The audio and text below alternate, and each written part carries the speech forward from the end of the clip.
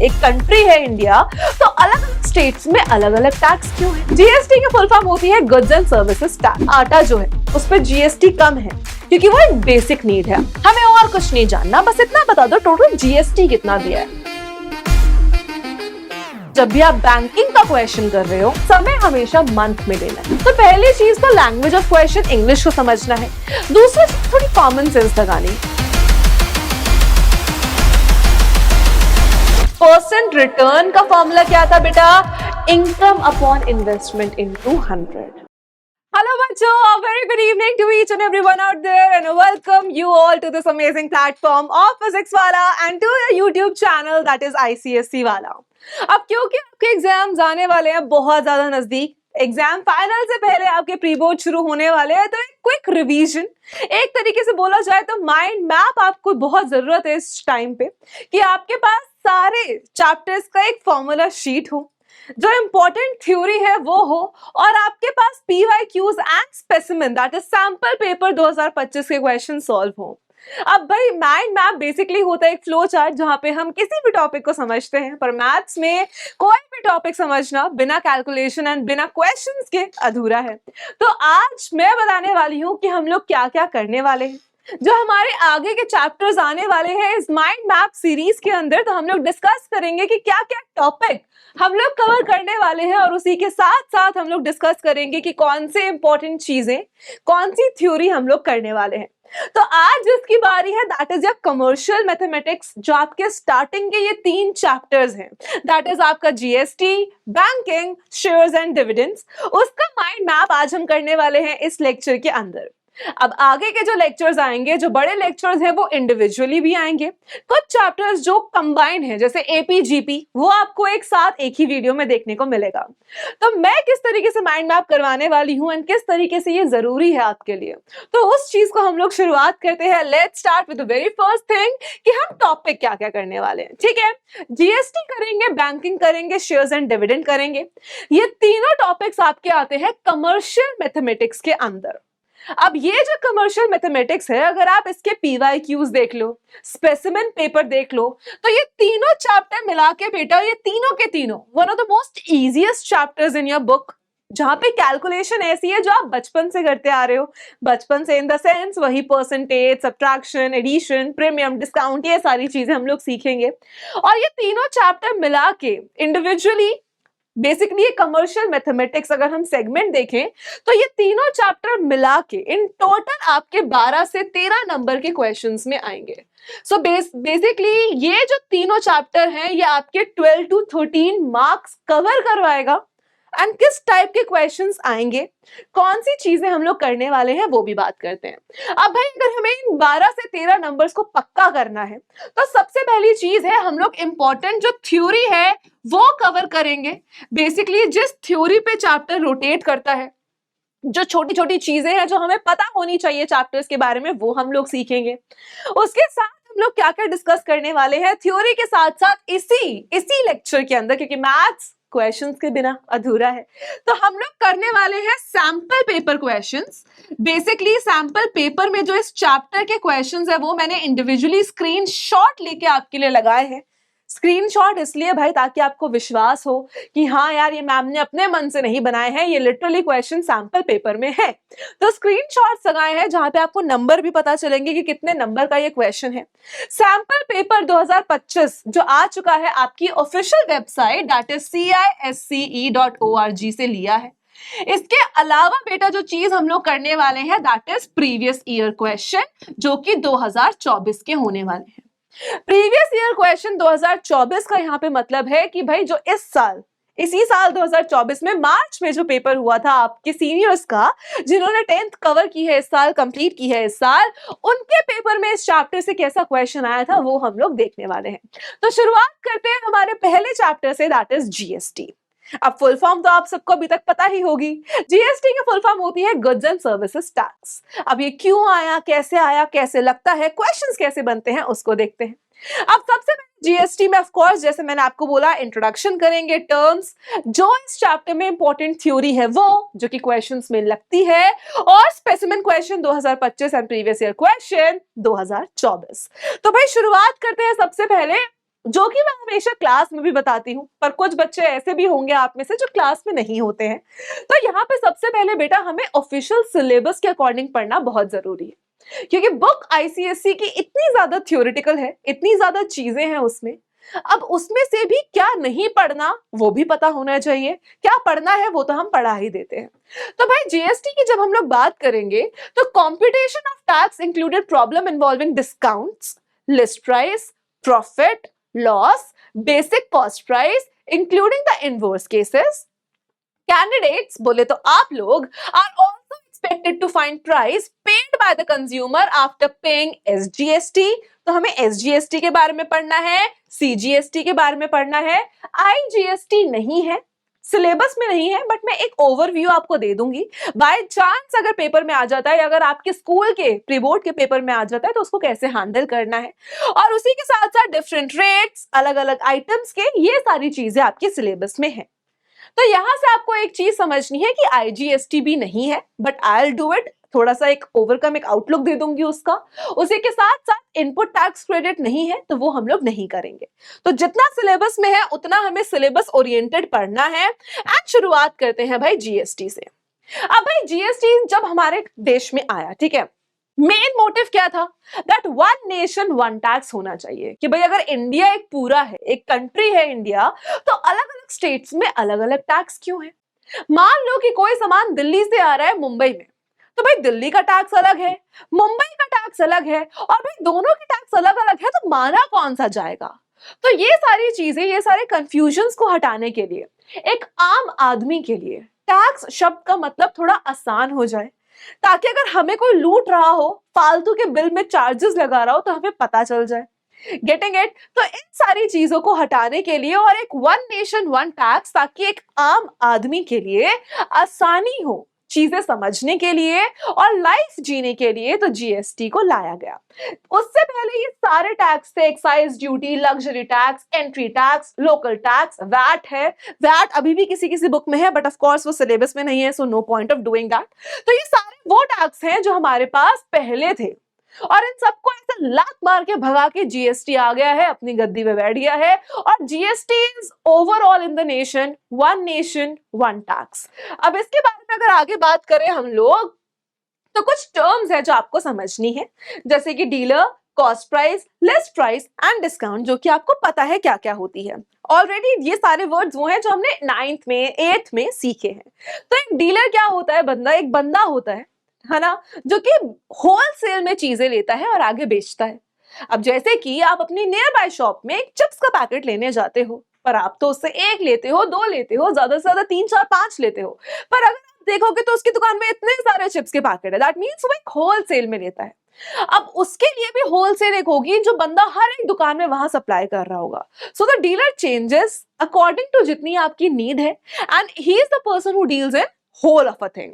अब cost price की बात की जाए तो जिस प्राइस पे आपको सामान मिलता है ना, जिस सामान बेसिकली जो लिखा होता है, जैसे कि मैंने कोई चीज खरीदी और फिर आगे बेची, तो जितने में मैंने खरीदी that will be my cost price, और आगे जितने में बेचूंगी that will be selling price. List price यहाँ पे क्या होता है, जो मार्क प्राइस होता है। और डिस्काउंट आपको पता है, जिसके हम सब बहुत दीवाने हैं, कोई भी चीज डिस्काउंट में मिलती है तो ले ली जाती है। तो भाई डिस्काउंट यहाँ पे क्या होता है कि आपको कितने रुपए को छोड़ना है। मान लो कि मैं इस पे आपको 10% या 10 रुपए का भी डिस्काउंट दे रही हूं, तो 10 रुपीज माइनस करके आपको ये पेन मिल जाएगा। नेक्स्ट अगर हम बात करें यहाँ पे इंट्रास्टेट और इंटरस्टेट, जहां पे बच्चे बहुत कंफ्यूज होते हैं, बट हमें नहीं होना है। अब इंट्रास्टेट और इंटरस्टेट क्या होता है, ध्यान से देखो। जैसे कि ये हमारे पास एक स्टेट है, मुझे जहां तक समझ में आ रहा है बिहार है, ठीक है। अब मान लो कि कोई सामान है, कोई सामान बिहार में ही बना है और बिहार में ही बेचा जा रहा है, so this is known as interstate. जहां पे सिर्फ एक, सॉरी इंट्रास्टेट, जहां पे सिर्फ एक ही स्टेट की बात होती है, इसको हम लोग कहते हैं इंट्रास्टेट, मतलब उसी स्टेट में बनना, उसी स्टेट में बेचे जाना। नेक्स्ट हमारे पास आता है इंटरस्टेट, दिल्ली टू मुंबई, या कोई स्टेट से कोई और स्टेट जा रहा है, तो जहां पे दो स्टेट्स का इन्वॉल्वमेंट होता है, उस इस ट्रांजैक्शन को, इस मूवमेंट को हम लोग कहते हैं इंटरस्टेट ट्रांजैक्शन। आगे चलें, अब जब इंट्रास्टेट की बात होती है तो एसजीएसटी और सीजीएसटी लगता है। अब ये दोनों क्या बवाल है, इनको समझते हैं ये होता क्या है। अब भाई मान लो एक जीएसटी है, ठीक है, और हमने बात की कि भाई सामान एक ही स्टेट से दूसरी स्टेट में जा रहा है। हमें पता है कि हमारे पास दो टाइप की गवर्नमेंट्स मेजरली होती है, central government and state governments. ठीक है, थोड़ा सोशल में जा रहा है बट ये आपको पता होगा। अब यहाँ पे सेंट्रल गवर्नमेंट होती है जो कि पूरे ऑफ कोर्स नेशन को रन करती है, एंड एक स्टेट गवर्नमेंट होती है जिसका उस स्टेट तक एक रूल होता है। ठीक है, एक चीजें देखने के लिए वो स्टेट गवर्नमेंट होती है। अब मान लो कि कोई सामान स्टेट में ही बना है और उसी स्टेट में बेचा गया है, तो जो टैक्स है वो कौन कौन लेता है, हमें इसकी बात करनी है। ऑब्वियसली हमें पता है किसी भी चीज के सेल एंड परचेज पे टैक्स लगता है। अगर आप किसी रेस्टोरेंट में खाना खाने जाते हो तो भी टैक्स लगता है। अब भाई इतना टैक्स दे तो लेगा कौन, लेता कौन है, ये हमें पता होना चाहिए। तो मान लो बेटा कि अगर उसी आप किसी रेस्टोरेंट में भी जाके बैठोगे, उसी स्टेट का रेस्टोरेंट है, आप वहीं खा रहे हो, जीएसटी लगेगा। अब कितना लगेगा, कैसे लगेगा? जब विद इन द स्टेट बात हो रही है, मतलब जब इंट्रा स्टेट बात हो रही है, तो टैक्स बेटा दो लोग लेते हैं। जितना भी टैक्स आता है, मान लो 100 रुपए टैक्स आता है, तो उस चीज पे अगर 100 रुपए टैक्स है तो आधा स्टेट गवर्नमेंट को जाता है और आधा सेंट्रल गवर्नमेंट को जाता है। मतलब आधा एसजीएसटी को जाता है और आधा सीजीएसटी को जाता है। एस का मतलब होता है state GST, GST goods and services tax. CGST का मतलब होता है central GST, central goods and services tax. तो यहां पे बेटा जब भी इंट्रा स्टेट बात होती है तो टैक्स दो बंदे कलेक्ट करते हैं, एक एसजीएसटी वाले और एक सीजीएसटी वाले। और जबकि जब दो स्टेट्स इन्वॉल्व हो जाती हैं, अब बेटा हमें पता है कि यहां अगर आधा एसजीएसटी को जा रहा है तो मतलब इसी की स्टेट गवर्नमेंट को जा रहा है ना, किसी और गवर्नमेंट को थोड़ी जा रहा है। अब यहाँ पे दिल्ली और मुंबई है, दो स्टेट्स आ गई। अब दोनों स्टेट में से कौन सा वाला एसजीएसटी, दिल्ली वाला एसजीएसटी लेगा या मुंबई वाला? तो ऐसे केस को हटाने के लिए जब इंटर स्टेट ट्रांजैक्शन होती है तो आईजीएसटी जाता है। यहाँ इस आई का फुल फॉर्म होता है बेटा इंटीग्रेटेड जीएसटी। आई का यहाँ पे फुल फॉर्म होती है इंटीग्रेटेड जीएसटी। तो हमें ये इतना समझ में आया कि भाई जब विद इन द स्टेट बात हो रही है, इंट्रा स्टेट बात हो रही है, तो आधा सेंट्रल लेती है, आधा स्टेट लेती है। वही आपको ये स्लाइड बता रही है कि जब भी इंट्रा स्टेट ट्रांजैक्शन होती है तो आधा एसजीएसटी को जाता है एंड आधा सीजीएसटी को जाता है, और विद इन एक ही स्टेट की बात है, राइट? तो हमने क्या सीखा यहाँ पे कि मान लो मुझे कोई बाइक खरीदनी है। अब ये बाइक पे 18% का टैक्स है। मान लो ये कितने की भी बाइक है, अगर 1 लाख की बाइक है तो 18% टैक्स है, मतलब 18,000 रुपए टैक्स है।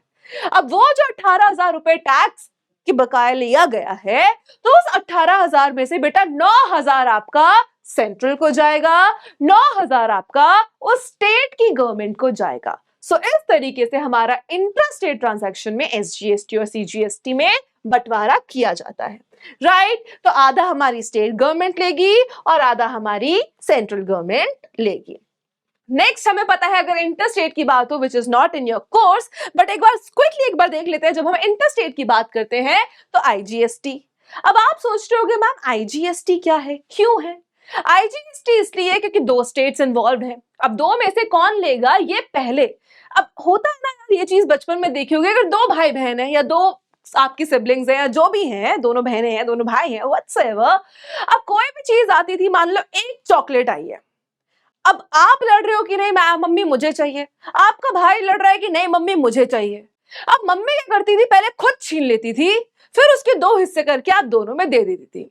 सेम चीज हमारी इंटर स्टेट ट्रांजैक्शन के साथ होता है कि भाई आईजीएसटी है, आप दिल्ली को दे या मुंबई को दे, तो पहले सेंट्रल बोलती है पहले मुझे दो, फिर वो क्या करती है उसको आधा आधा करती है, थोड़ा अपने पास भी रखती है अगर मम्मी को खाने का मन किया तो थोड़ा जो गवर्नमेंट है सेंट्रल गवर्नमेंट पहले कौन लेता है, पूरा पूरा central government. This IGST means central only, पर नाम इसलिए चेंज किया गया। आप भी ये भी सोच रहे होगे कि मैम अगर सेंट्रल ही है तो सीजीएसटी क्यों नहीं?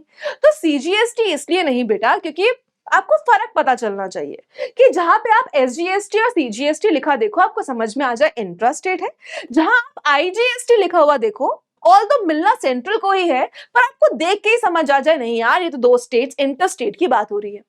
अब यहाँ पे पहले क्या किया, आईजीएसटी ने पूरा ले लिया और उसके बाद अपने लिए थोड़ा रख लिया और थोड़ा थोड़ा दोनों में बांट देते हैं बाद में, दैट डिपेंड्स कि कितना परसेंट कैसा जाता है। राइट। अब यहाँ पे भाई थ्योरी में इतना ही है, थ्योरी में इसका ज्यादा और कुछ नहीं है। बस आपको ये समझ में आना चाहिए कि एसजीएसटी सीजीएसटी आधा आधा जाता है।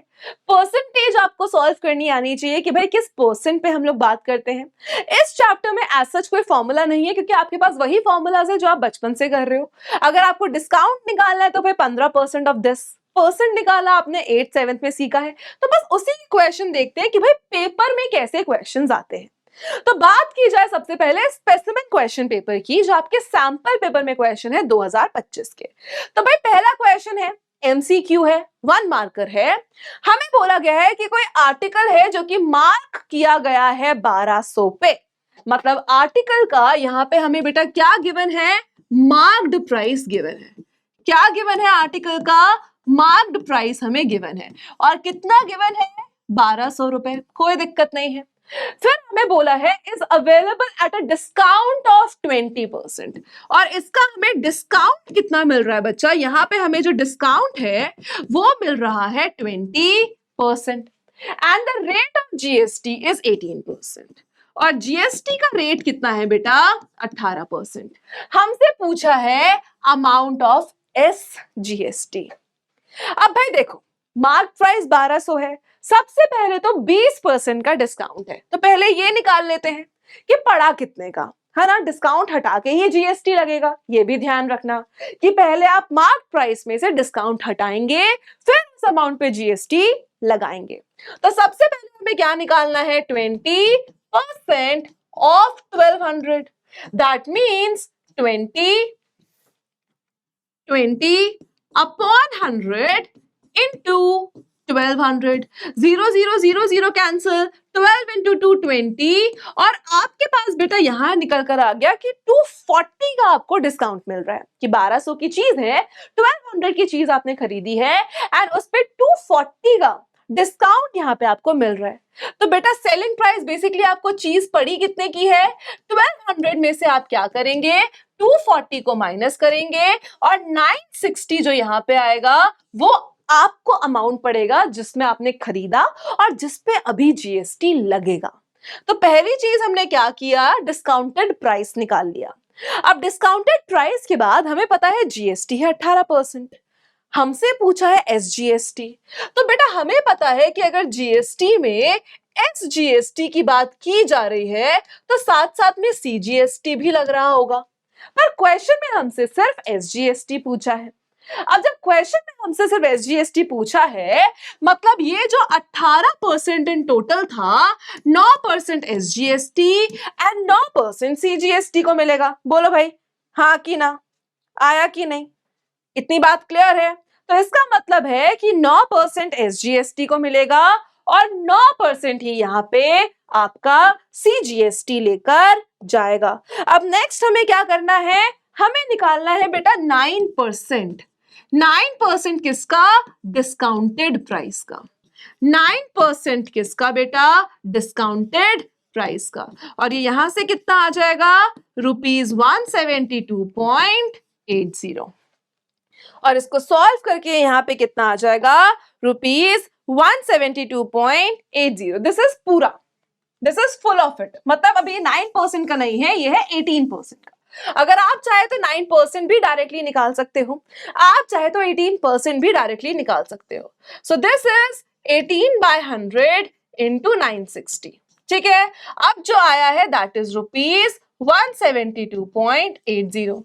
अब अगर 18% 172.80 है तो इसका आधा एसजीएसटी आधा सीजीएसटी, मतलब इसका हाफ कर देंगे तो हमारे पास 2 8 16 आ जाएगा, 6 आ जाएगा 0.4, और हमारे पास जो एसजीएसटी है वो कितना आ जाएगा, 86.4 रुपीज। तो यहाँ पे हमसे पूछा गया है कि एसजीएसटी कितना है, हाफ ऑफ जितना 18% का आया। सो ऑप्शन नंबर डी पे आप टिक करके आओगे और अपना 1 नंबर सिक्योर करोगे। नेक्स्ट क्वेश्चन देखते हैं बेटा किस टाइप का क्वेश्चन आता है, ये आपका प्रिंटेड फॉर्म में, अगर आपको स्क्रीनशॉट समझ में नहीं आ रहा। नेक्स्ट क्वेश्चन है आपका 3 से 4 नंबर का ये क्वेश्चन है।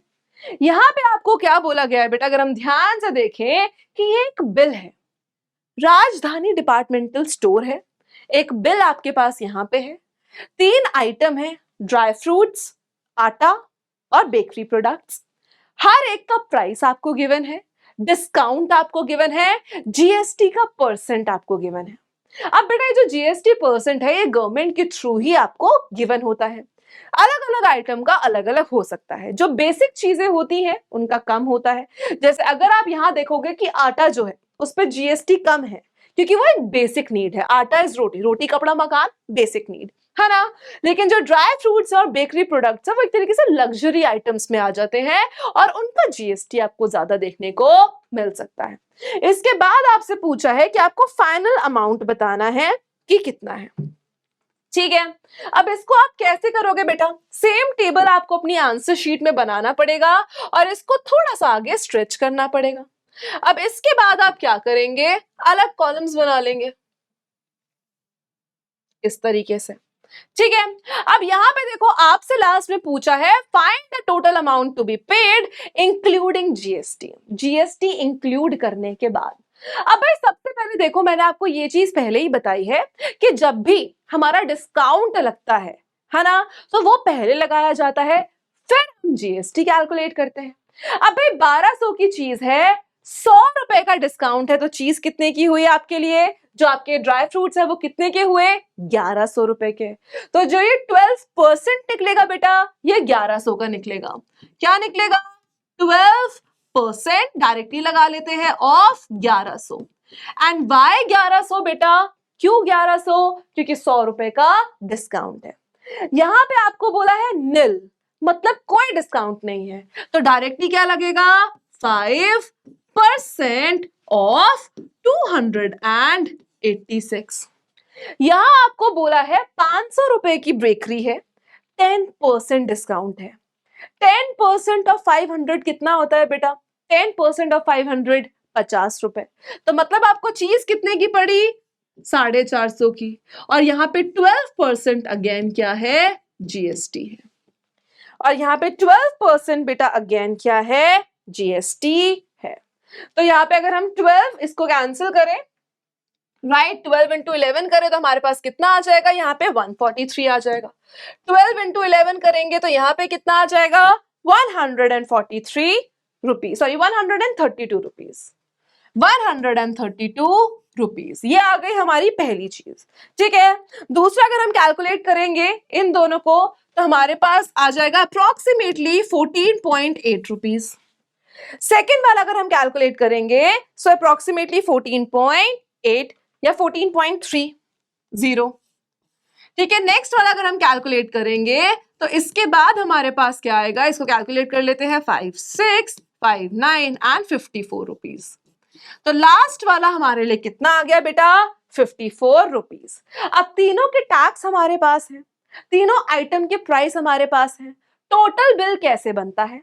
टोटल बिल बनता है भाई जितने का सामान था 1100 प्लस जितना टैक्स है 132, जितने का सामान है 286 प्लस जितना टैक्स है 14.30, जितने का सामान है दैट इज 450 प्लस जितने का टैक्स है बेटा 54। ठीक है, तो हमने ये सब ऐड किया और जो फाइनल अमाउंट निकल के आया वो कितना आया? ₹2036.30। तो ये आपके पास बेटा यहाँ पे क्या हो जाएगा? Final answer. तो इतना करके आप 3 से 4 नंबर सिक्योर कर सकते हो अपने एग्जाम में। अब भाई ये रहा आपका प्रिंटेड वर्जन, अगर आपको स्क्रीनशॉट नहीं समझ में आया तो। नेक्स्ट आपके पास है पीवाईक्यूज। अब ये वो क्वेश्चंस है बेटा जो इस साल पेपर में आए हैं, जो इस साल जो मार्च में पेपर हुआ है उस पेपर में आपके पास है। अब यहाँ पे क्वेश्चन क्या कह रहा है? देखो पहला एमसीक्यू है, एमसीक्यू मतलब 1 मार्कर क्वेश्चन। अब यहाँ पे क्या कह रहा है? एक रिटेलर ने परचेज किया एक item for 1500 from a wholesaler and seller to a customer at 10% profit. The sales are intrastate and the rate of GST is 10%. The amount of GST paid by the customer. अब आपसे क्या बोला है कि customer ने कितना GST दिया। अब बात सुनो ध्यान से। एक रिटेलर ने सामान खरीदा, एक रिटेलर है आपके पास। कौन है? एक रिटेलर है। रिटेलर ने भाई सामान खरीदा और आगे बेचा। रिटेलर ने क्या किया? और रिटेलर परचेज एन आइटम, इसने ये मान लो ये रिटेलर है, इसने किसी से सामान खरीदा कितने का, 1500 रुपीज का, और इसने आगे कस्टमर को बेच दिया 10% प्रॉफिट पे। कितने पे बेचा बेटा, 10% प्रॉफिट पे। सबसे पहली चीज, पैसा कितना, कितना प्रॉफिट इन रुपीज, कैसे निकालेंगे, 10% ऑफ 1500, और कितना आ जाएगा बेटा, 150 रुपीज। मतलब भाई कि इसने 1500 का सामान खरीदा और 150 रुपया, पूरा 150 रुपीज प्रॉफिट पे बेचा। 1500 का सामान था, 150 का प्रॉफिट, तो कितने का बेचा बेटा, 1650 का। कितने का बेचा, 1650 का। अब ये जो 1650 का बेचा, उस पे जीएसटी कितना लगा, 10%, और हमें निकालना यही है कि जीएसटी कितना दिया। तो जीएसटी कितना दिया बेटा, 10% ऑफ 1650, तो कितना दिया in short, ₹165। So option number D will be the correct answer for the question. 165 rupees आपका आंसर है, और इस तरीके से आप 1 मार्क सिक्योर कर सकते हैं। नेक्स्ट जो आपके पीवाईक्यू में आया है वो एक और क्वेश्चन है, दैट इज एक और एमसीक्यू है, और यहां पे क्या कह रहा है, for an intrastate sale CGST paid by a dealer to the central government is ₹120। अगर मार्क्ड प्राइस 2000 है तो हमें रेट ऑफ जीएसटी निकालना है। हमें क्या करना है, इसका प्रिंटेड देख लो।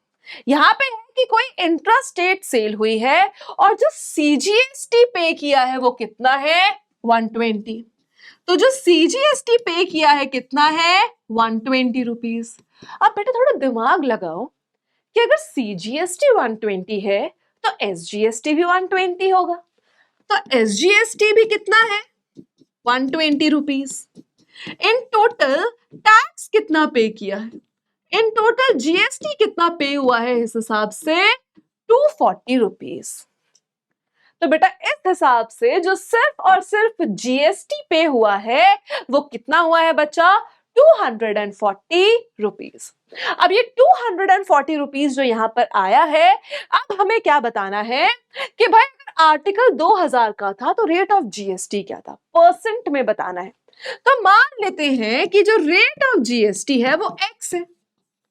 क्या मान लिया बेटा कि जो रेट ऑफ जीएसटी है वो कितना है, एक्स है।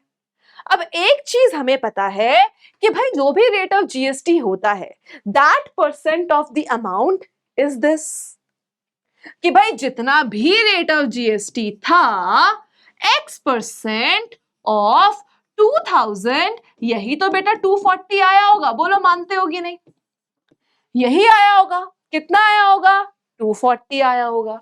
अब भाई आगे की बात देखो, x% का मतलब x upon 100 of 2000 is equals to 240।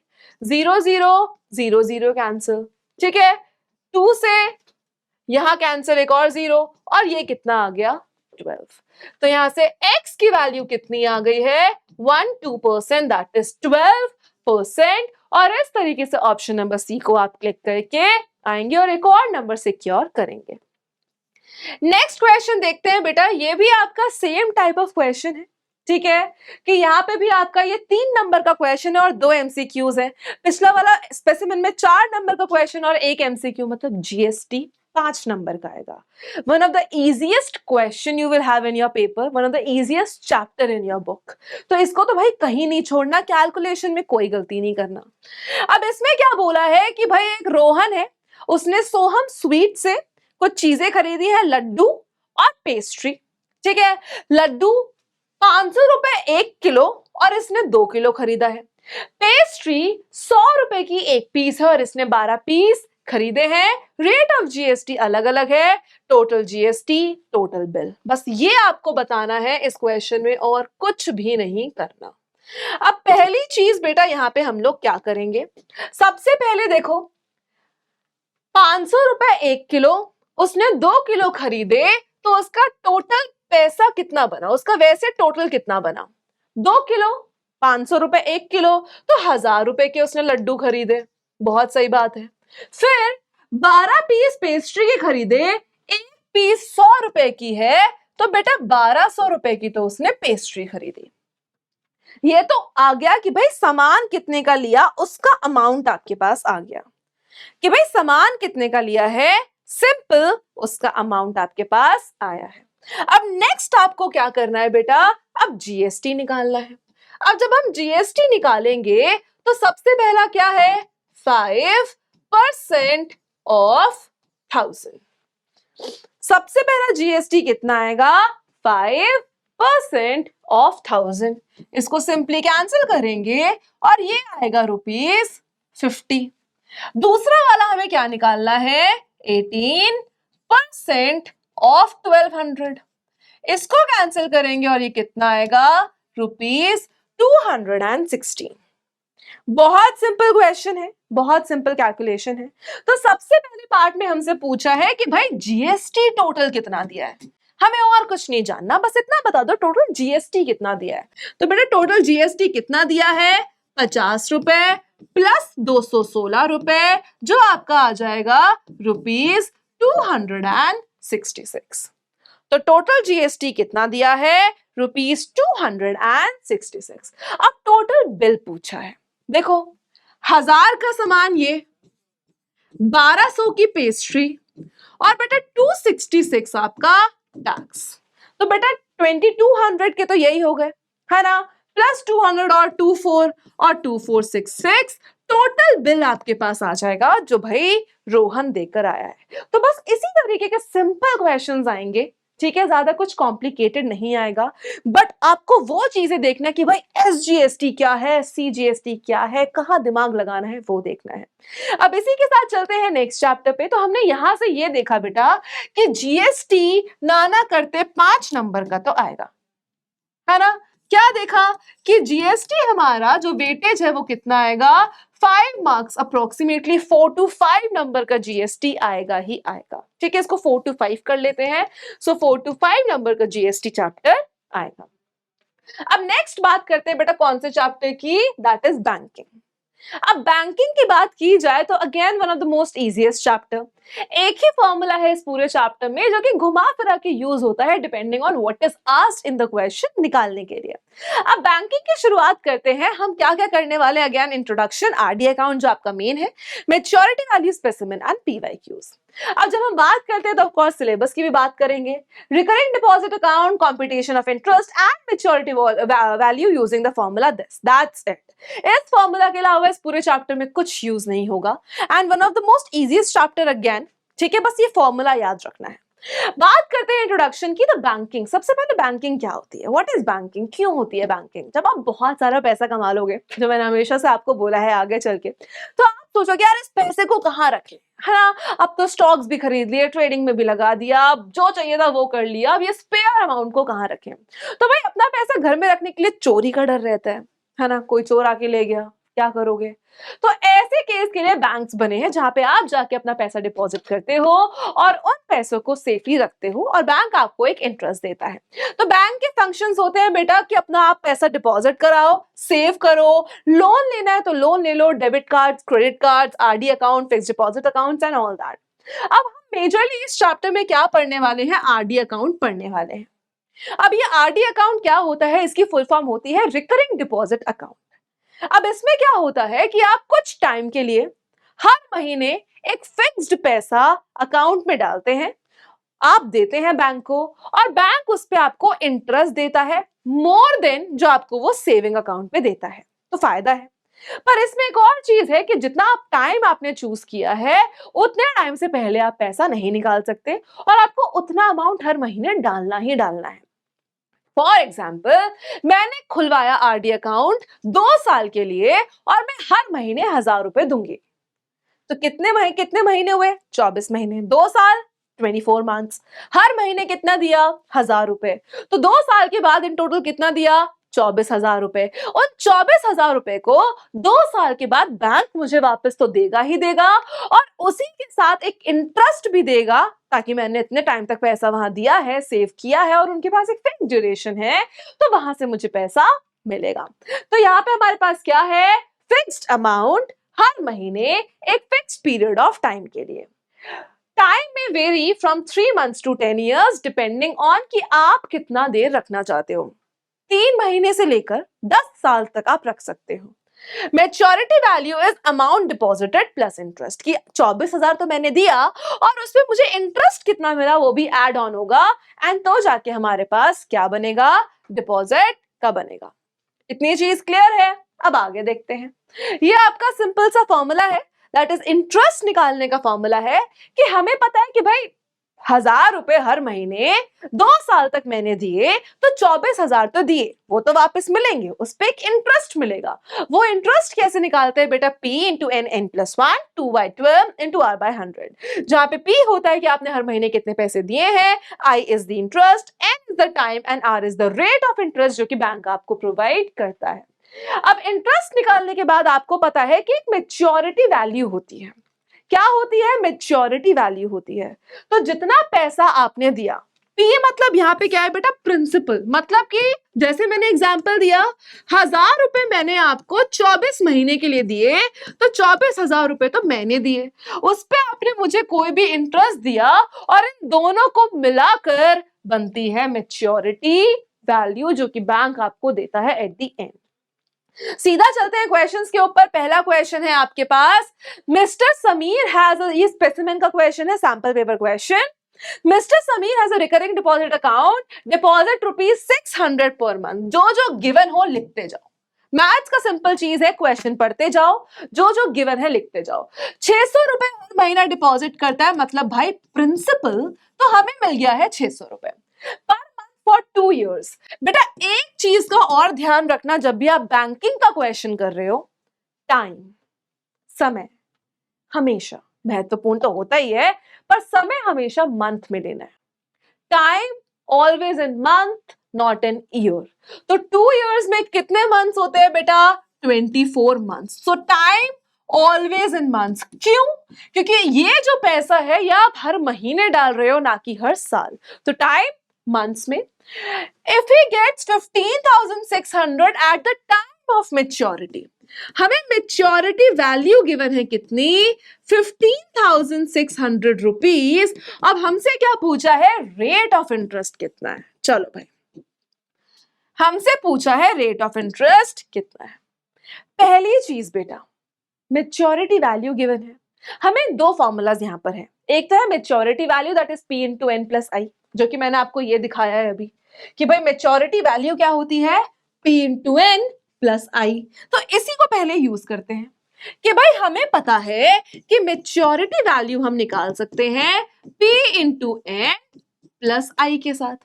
Maturity value कितना है, 15,600। प्रिंसिपल कितना है, 600। टाइम कितना है, 24 मंथ्स प्लस इंटरेस्ट।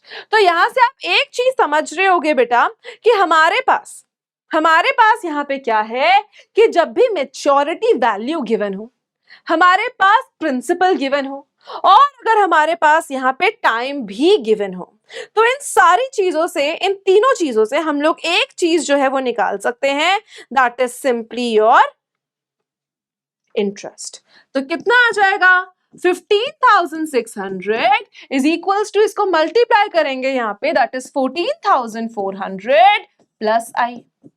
तो बेटा उधर ले जाके माइनस करेंगे तो यहां से इंटरेस्ट आपका सिंपली निकल के आएगा 1,200 रुपए।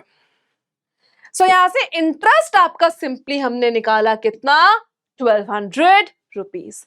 अब हमें पता है that interest is equals to principal into n plus 1 upon 2 into 12 into rate by 100। तो इंटरेस्ट कितना है, 1,200। प्रिंसिपल कितना है बेटा, 600। टाइम कितना है, 24 plus 125 upon 2 into 12 into rate कितना है बेटा, यहां पे नहीं पता, वही निकालना है इंटू 100। सिंपल है। अब जो कैंसिल हो रहा है कैंसिल करो, 2 इंटू 12 से 24 गया, 0 से 0 यहां गया, इतनी बात क्लियर है। अब सबको बाकी यहां ले आओ, that is 1,200 upon 6 into 25 is equals to R. 6 2s are 12, 200, 25 8s are 200. तो सिंपल आपने रेट कैसे निकाला, 8%। तो ये दो ही फॉर्मूलाज हैं एंड डिपेंडिंग ऑन की क्वेश्चन में क्या पूछा है, आपको P निकालना पड़ सकता है, N निकालना पड़ सकता है, R निकालना पड़ सकता है, अगर 1 मार्कर है तो सिर्फ इंटरेस्ट निकालना पड़ सकता है। तो ये अकॉर्डिंग टू क्वेश्चन आप जज करेंगे कि कहां आपको क्या निकालना है। नेक्स्ट आपसे बोला गया है, ऑलराइट, अच्छा ये हमने कर लिया है, ओके। अब PYQ देखते हैं कि भाई पिछले साल 2024 में इसके कौन से क्वेश्चंस आए हैं। तो यहाँ पे आपके पास पहला क्वेश्चन है कि भाई सुरेश के पास 3 मार्कर क्वेश्चन है, सुरेश के पास एक रिकरिंग डिपॉजिट अकाउंट है और एक ही क्वेश्चन आ गया, ठीक है। सुरेश के पास क्या है, एक रिकरिंग डिपॉजिट अकाउंट है बेटा, और फिर सुरेश ने क्या किया, ही डिपॉजिटेड 2000 पर मंथ। तो प्रिंसिपल यहां से मिल गया बेटा, पहली चीज 2000 पर मंथ डिपॉजिट किया, and the bank pays interest at the rate of 8%। Interest कितना, 8%। If he gets 1040 as interest, तो बेटा इंटरेस्ट ही यहां पे आपको गिवन है कितना, 1040। आपसे पूछा है फाइंड द टाइम। अब क्वेश्चन की लैंग्वेज ना कभी कभी ट्रिकी हो सकती है। अब जैसे कि अगर आप इस क्वेश्चन को पढ़ो तो यहां लिखा है if he gets 1040 as interest at the time of maturity, तो कुछ बच्चों का दिमाग घूम जाता है कि मैम ये मैच्योरिटी वैल्यू गिवन है या ये हमें इंटरेस्ट गिवन है। तो पहली चीज तो लैंग्वेज ऑफ क्वेश्चन इंग्लिश को समझना है, दूसरी चीज थोड़ी कॉमन सेंस लगानी है। जब बंदा दे 2000 रुपए रहा है 1 महीने के, है ना, तो मेच्योरिटी वैल्यू कैसे 1040 हो सकती है, 2000 तो वो 1 ही महीने में दे रहा है। तो यहां से भी आपको समझना है कि इंटरेस्ट कैसे लग सकता है। अब सिंपल बेटा इंटरेस्ट का ही फॉर्मूला डायरेक्टली बिल्डअप करेंगे। सो हमें पता है interest is equals to principal into time into n+1 upon 2 into 12 into rate by 100। अब ये n हमें निकालना है, जो कि साफ समझ में आ रहा है, ये n into n n square बनेगा, क्वाड्रेटिक इक्वेशन बनेगी और उसको सॉल्व करना है। तो जब भी क्वेश्चन में आपको n निकालने को बोलेगा, आपको एक काम बहुत ध्यान से करना है कि भाई always and always quadratic equation बनेगा। तो यहाँ पे इंटरेस्ट कितना गिवन है बेटा आपको, 1040। प्रिंसिपल कितना गिवन है, 2000 रुपए। n नहीं पता, सो n into n+1 upon 2 into 12 into rate upon 100। 20 से 20 काटो, 2 से इसको काटो 10 पे, 10 से इसको खत्म करो। इतनी चीज क्लियर है। अब जो बचा है, अच्छा रेट भी हमें गिवन है 8%, सॉरी रेट भी हमें यहां गिवन है 8%, ठीक है। सो 2 and 3। अब बाकी सबको वहां ले जाओ तो कितना हो जाएगा, 104 इंटू 3 डिवाइडेड बाय 2, और बेटा इसको क्या करो, मल्टीप्लाई कर लो। तो मल्टीप्लाई करके क्या आएगा, n स्क्वायर प्लस n। बनी ना क्वाड्रेटिक इक्वेशन हमारे पास simple, n square plus n। अब 2 से ये यहाँ कैंसिल होगा कितना, 52 पे 3 2 जा 6 5 3 जा 15 156 is equals to n square plus n। Quadratic equation क्या बनेगी, n square plus n minus 156 equals to 0। ऐसे दो नंबर जिनको मल्टीप्लाई करके 156 आए और बेटा प्लस माइनस करके आपके पास क्या आए, 1 आए, तो ऐसे नंबर है 13 and 12। So n square plus 13n minus 12n minus 156 equals to 0। अगर आपको नहीं समझ आता कौन से नंबर है, 156 का प्राइम फैक्टराइजेशन कर लो एंड उसके पेयर बना के आप सॉल्व कर सकते हैं। तो ये क्या हो जाएगा, एक ब्रैकेट में आएगा n प्लस 13, यहाँ माइनस 12 कॉमन, और यहाँ पे आएगा n प्लस 13। तो बेटा एक ब्रैकेट में आया n प्लस 13, दूसरे ब्रैकेट में आया n माइनस 12 इक्वल्स टू 0। यहां से आया n इक्वल्स टू माइनस 13, यहां से आया n इक्वल्स टू 12, और ये दोनों आपके यहाँ पे आंसर आए। अब भाई मुझे एक बात बताओ, क्या कभी भी टाइम नेगेटिव में हो सकता है, कभी नहीं हो सकता। तो यहाँ पे नेगेटिव वाले टाइम को हम रिजेक्ट करेंगे। क्यों बेटा, क्योंकि यहाँ पे टाइम कभी भी नेगेटिव नहीं हो सकता। So n is equals to 12 months, या तो आपका आंसर आएगा 1 ईयर। तो इस तरीके से आपसे रेट पूछ सकता है, प्रिंसिपल पूछ सकता है, सिंपल मैच्योरिटी वैल्यू पूछ सकता है, और ये टाइप के क्वेश्चन आपके पेपर में आते हैं। So that's it for banking. Banking के लिए इतना ही है, ये प्रिंटेड वर्जन ऑफ क्वेश्चन अगर आपको चाहिए तो। बैंकिंग अगर जहां तक हम देखा जाए तो बैंकिंग से बेटा जितने नंबर का क्वेश्चन आपका बनेगा, सो banking will accommodate for 3 marks approximately. ठीक है, तो बैंकिंग से 3 से 4 नंबर, अभी 3 ही ले रहे हैं, तो 3 से 4 नंबर का क्वेश्चन आपका बैंकिंग में आ सकता है। अब एक लास्ट टॉपिक हमारे पास बचा है, शेयर्स एंड डिविडेंड्स। अब जब हम शेयर्स एंड डिविडेंड्स की बात करते हैं, ये भी एक अच्छा टॉपिक है, इजी टॉपिक है, थोड़ा सा अंडरस्टैंड करने की जरूरत है। तो ये सारी चीजें हम इसमें करने वाले हैं, शुरू करते हैं। ये इसका सिलेबस है हमारे पास। हमें nominal value, market value, dividend, rate of dividend, इनके फॉर्मूला, ठीक है। Income is equal to number of share, rate of dividend into face value या nominal value, return is income upon investment into 100% के तौर पे। ठीक है, बस ये हमें सीखना है, और जो इंक्लूडेड नहीं है वो भी नीचे लिखा है। पहली चीज देखते हैं भाई, देखो शेयर्स एंड डिविडेंड होते क्या है। अब कोई भी अगर बिजनेस शुरू करना है, कोई कंपनी शुरू करनी है, तो बहुत सारा पैसा लगता है। अब वो पैसा इन्वेस्टर्स लगा सकते हैं, आपके रिलेटिव्स, फ्रेंड, जो भी लगा सकते हैं, बट ऑफ कोर्स अगर आपको बिजनेस को ऊपर लेवल पे लेके जाना है तो इन्वेस्टर्स की जरूरत होती है। वो इन्वेस्टर्स आपको आइडियाज भी देते हैं, पैसा भी देते हैं, और आपकी कंपनी में पार्ट ले लेते हैं, समझ रहे हो। और उस पार्ट को हम लोग क्या कहते हैं, शेयर्स। उन शेयर्स पे जो उन इन्वेस्टर्स को प्रॉफिट होता है उसको हम कहते हैं dividend. So everybody invests their part and each part is called a share. The person who have the share is called the shareholder and जो profit shareholder को होता है उसको हम डिविडेंड कहते हैं। मान लो कि भाई इन भाई साहब ने थोड़ा कम पैसा लगाया था, तो ये इनका शेयर है, तो ये इनका शेयर है। इन्होंने थोड़ा सा ज्यादा लगाया था तो ये इनका शेयर है। इसने और भी कम लगाया था तो ये इनका शेयर है। और भाई जिस बंदे ने आइडिया सोचा था उसने भी बहुत पैसा लगाया है, तो वो उसका शेयर है। So this is part of the company which you holds. And जितना जितना आप लेते जाओगे, जितना छोटा छोटा भी इन्वेस्ट करते जाओगे, तो उतनी छोटी छोटी यहाँ पे आपकी इन्वेस्टमेंट, आपका पार्ट बनता जाएगा। और टाइम के साथ जितना शेयर ये लेते हैं, जितना प्रॉफिट ये कमाते हैं, उसको डिविडेंड बोलते हैं। नेक्स्ट हमारे पास क्या है, nominal value and face value.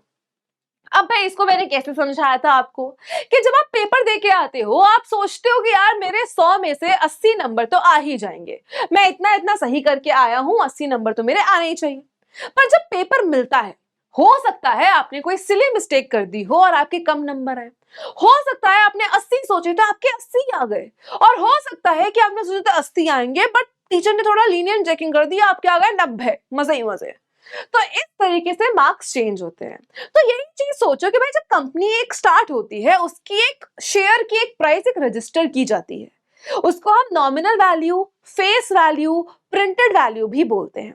तो उसको हम एनवी कहते हैं, द ओरिजिनल फिक्स्ड वैल्यू। कि जब आप पेपर देकर आए हो, आपने सोचा है कि 80 आएंगे, ओरिजिनल फिक्स्ड वैल्यू वो 80 नहीं बदला है, बदले हैं आपके मार्क्स जब आपने टीचर ने आपको पेपर दिया है।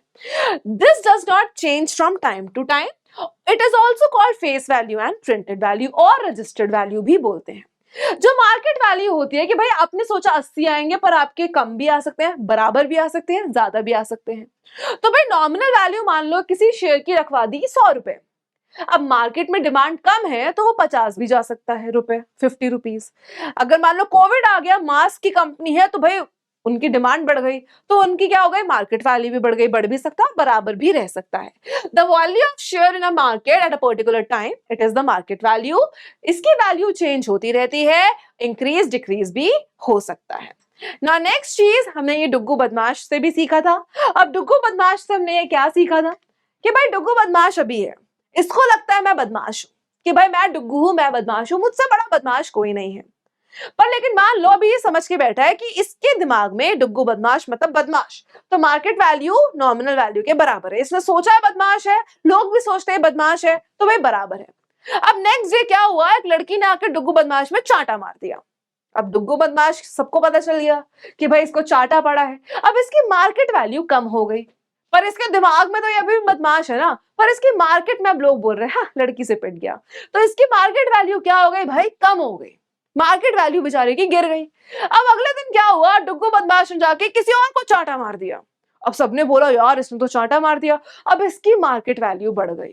तो बस इसी तरीके से होता है, डिपेंडिंग ऑन मार्केट में क्या सीन चल रहा है, और हमारी नॉमिनल मार्केट वैल्यू चलती रहती है। अगर नॉमिनल वैल्यू मार्केट वैल्यू के बराबर होती है, इसको हम कहते हैं एट पार। एट पार मतलब एट लेवल, गेटिंग इट?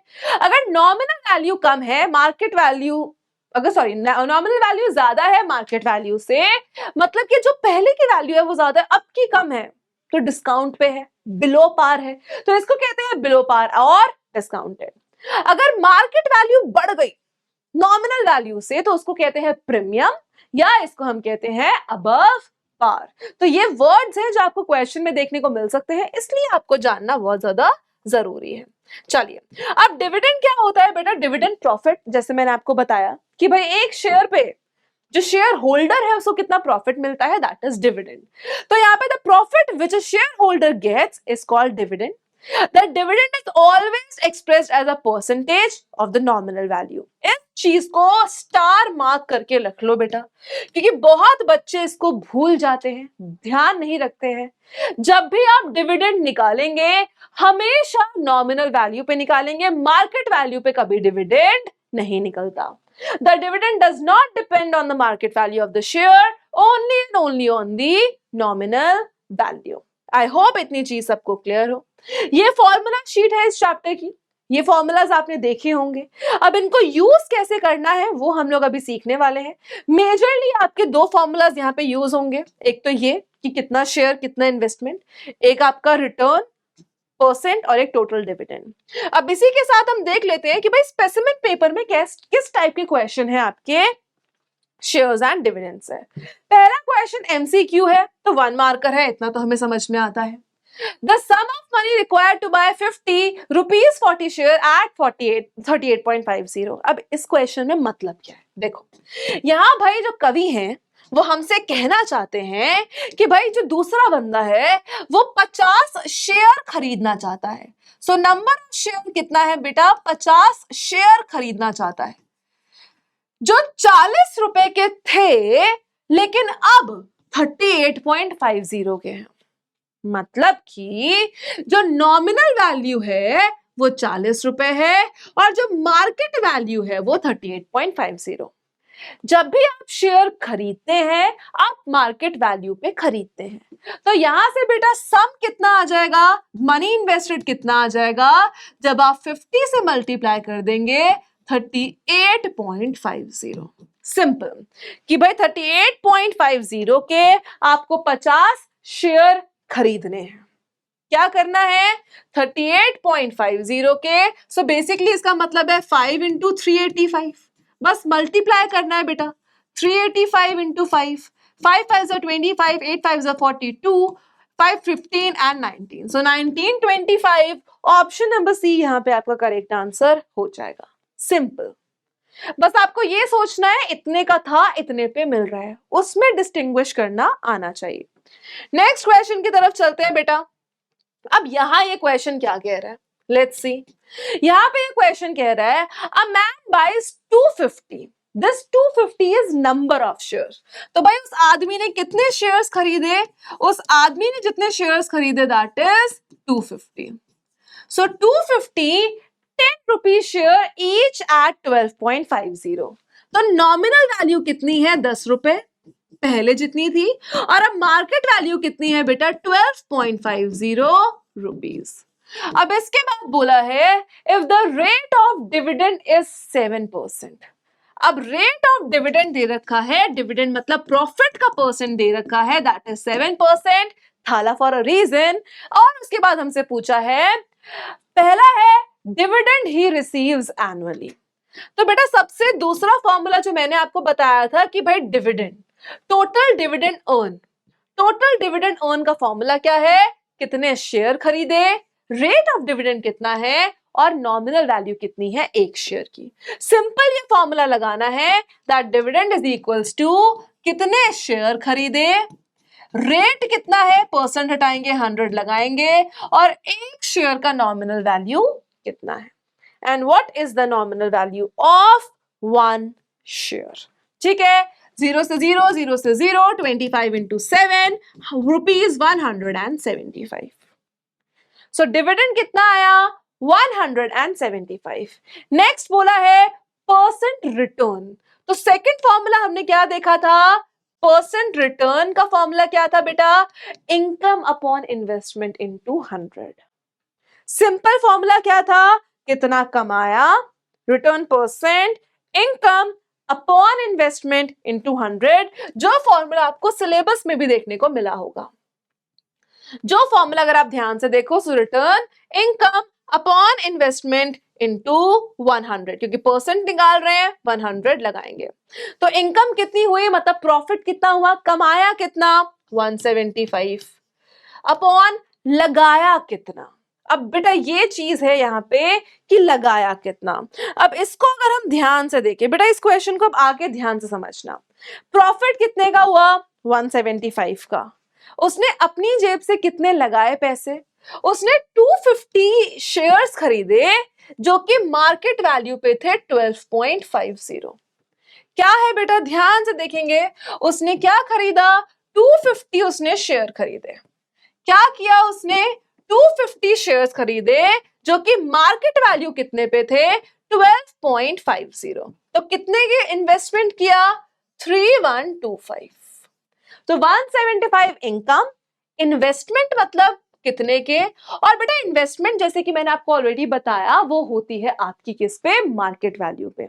जब आप शेयर खरीदते हैं आप मार्केट वैल्यू पे खरीदते हैं, ठीक है। सो सिंपल हमें क्या करना है, 175 को डिवाइड करना है 3125 और इसको हमें क्या करना है, मल्टीप्लाई बाय 100, जो कि आपका आ जाएगा 5.6%। तो यहां से बेटा आपका डिविडेंड परसेंट कितना निकला 5.6%, income upon investment into 100।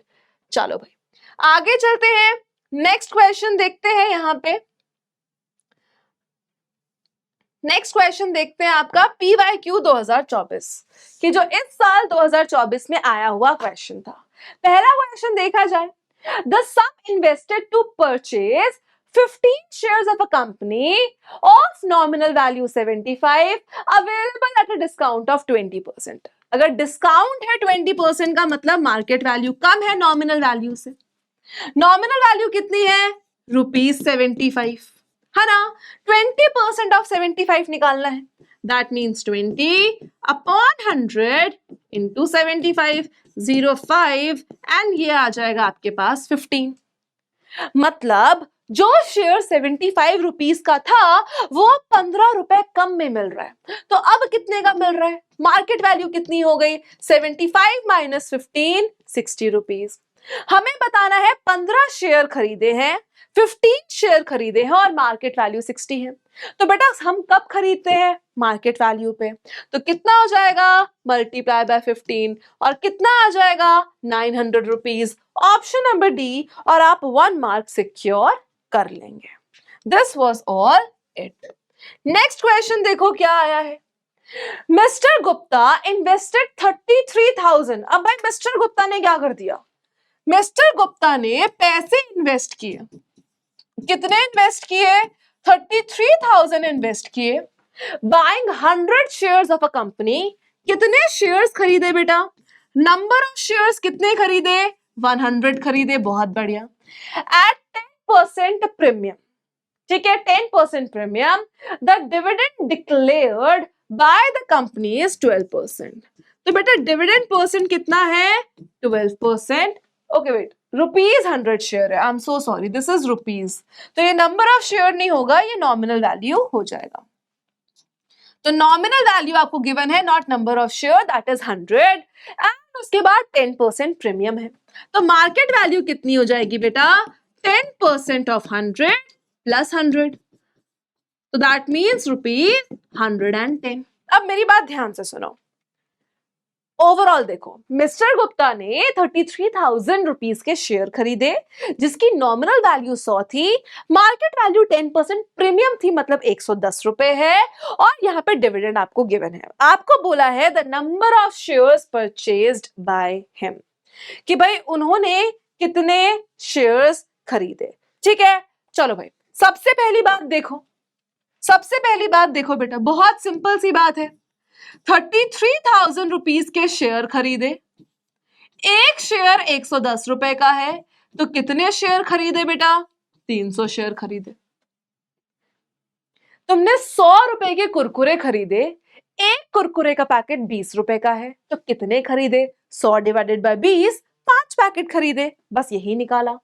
300 shares खरीदे। पहला पार्ट हो गया। दूसरे पार्ट में क्या बोला है? His annual dividend.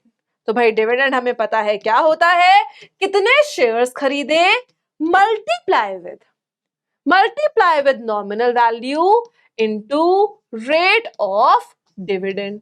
100 से 100 गया, 12 3 36 एंड 3600 रुपीज आपका डिविडेंड आ गया। तो बस यही थ्योरी है। इसी टाइप के क्वेश्चंस आपको प्रैक्टिस करने हैं, राइट? ये प्रिंटेड आपका टाइप फॉर्मेट है for the question. And I hope कि आपको बेसिकली एक ओवरव्यू मिला हो चैप्टर का, एक समराइजेशन, एक रिकैप, एक important formulas, type of question, specimen sample paper questions and PYQs. So I hope कि ये सारी चीजें आपको क्लियर हुई हो। आज तो हमने 3 चैप्टर इकट्ठे किए हैं, but the for the chapters which are lengthy, जो कि आपके पेपर में ज्यादा नंबर के आएंगे, उनको हम इलैबोरेटेड वर्जन में भी करेंगे, ठीक है? तो इसी के साथ हम लोग अपना माइंड मैपिंग सीरीज को कंटिन्यू करेंगे along with the theory, formula sheet and your PYQs and specimen paper. अगर आपको कोई डाउट होता है, कोई और चीजें चाहिए, कोई दिक्कत, कोई परेशानी होती है, तो आप नीचे कमेंट करना मत भूलना। हम लोग मिलते हैं अगले माइंड मैप के लेक्चर के साथ। तब तक अपना ख्याल रखो, पढ़ते रहो। All the very best and take care of yourselves. Bye bye everyone, thank you so much.